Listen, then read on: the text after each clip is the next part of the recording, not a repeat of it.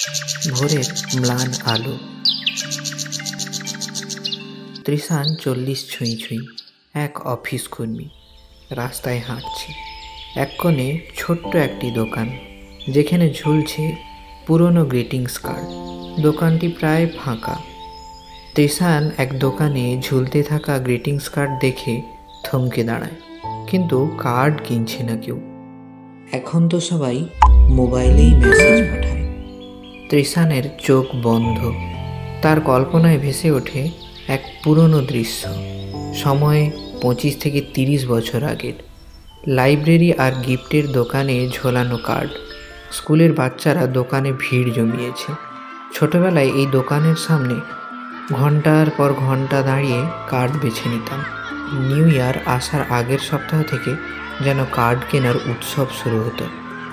প্রিয় sir, ma'am বা বন্ধুর জন্য দামি কার্ড বাছাই করতে কত আনন্দ হতো।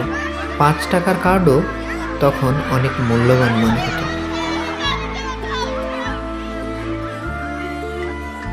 তৃষান তার ঘরের ছোট্ট টেবিলে বসে, চারপাশে ছড়িয়ে রয়েছে রঙিন কার্ড, হাতে একটি কলম। সে কার্ডের ভেতরে টু এবং ফ্রম লিখছে।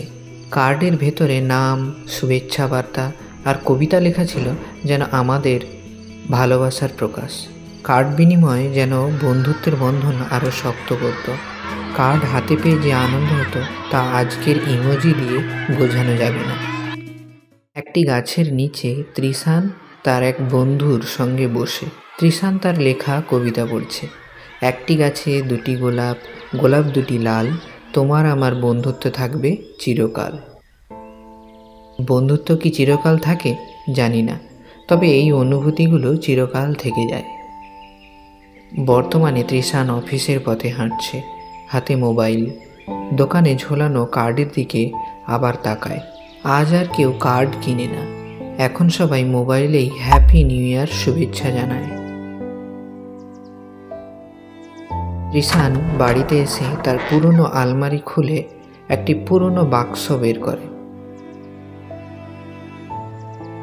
ভেতরে সাজানো রয়েছে পুরনো গ্রিটিংস কার্ড। এই কার্ডগুলো শুধু কাগজ নয়, এক একটি কার্ডে মিশে আছে শৈশবের সোনালি মুহূর্ত। স্মৃতিগুলো থেকে যায়, সময় বদলে যায়। তৃষান বসে আছে, হাতে একটি পুরনো কার্ড। কার্ডে লেখা ছোট্ট কবিতা পড়তে পড়তে তার চোখে জল চলে আসে। পরবর্তী প্রজন্ম হয়তো এই অনুভূতিগুলোর মূল্য বুঝবে না, তবে আমাদের এই স্মৃতিগুলোই আমাদের শৈশবের অমূল্য সম্পদ।